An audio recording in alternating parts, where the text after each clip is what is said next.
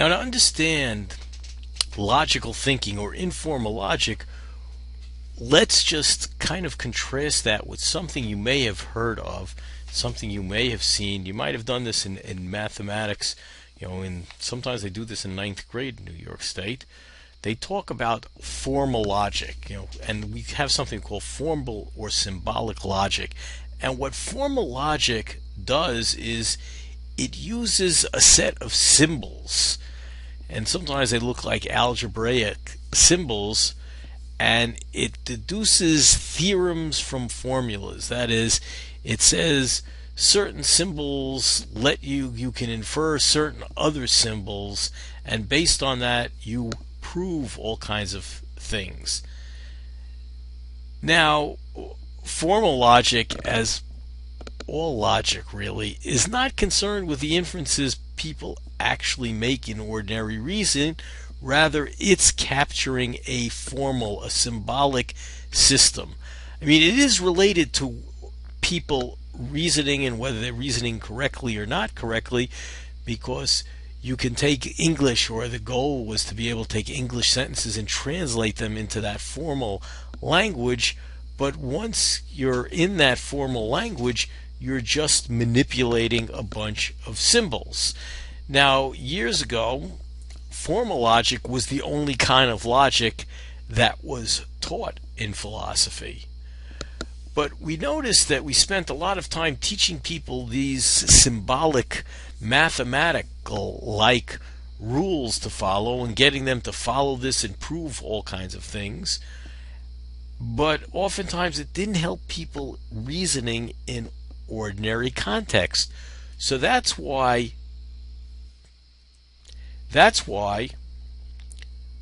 informal logic, logical thinking, was sort of invented as a discipline, because it's completely focusing on logical relations as we normally use them.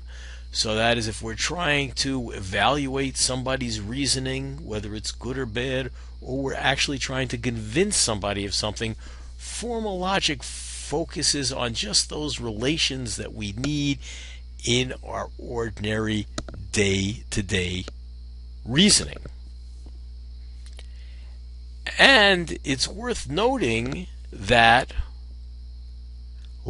informal logic or logical thinking has some practical uses. And I'm going to stop here and pick this up for a second. But what I'd like to do is turn to a couple of exercises. Okay, and let's now turn to doing exercises, page 7, exercise set 1, the review questions, and let's answer question number 2. That is, what is informal logic and how does it differ from formal logic? And also answer number 3, what is the main topic? And when you're done with those, turn to the next set of exercises and do question number 7. Do question number 5. Think about it. Describe one scenario, for which logical thinking could help a thinker in everyday life. That is, how could it help you in everyday life? And try to think about in college, in your studies.